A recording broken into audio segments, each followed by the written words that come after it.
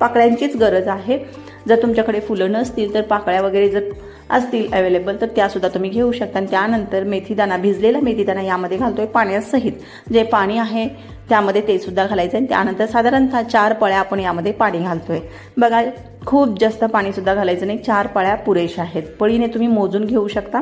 4 पळ्या आपल्याला साधारणतः पाणी घालायचं आहे। जर पोहे खायचा चमच्याने जर म्हणत असाल तर तुम्ही 8 ते 10 चमचे यामध्ये पाणी ॲड करू शकता। तर साधारणतः इथं मी पळीने 4 पळ्या पाणी घातलेलं आहे आणि आता हे आपल्याला शिजवायला ठेवायचं आहे। खूप जास्त पाणी घातलं तर होईल काय, ओव्हरकुक होईल आणि मग सगळे जे गुण आहेत पाण्यामध्ये उतरलेली ती जातात। त्यासाठी आपल्याला इथं पाणी जे आहे ते खूप मोजून घ्यायचं आहे।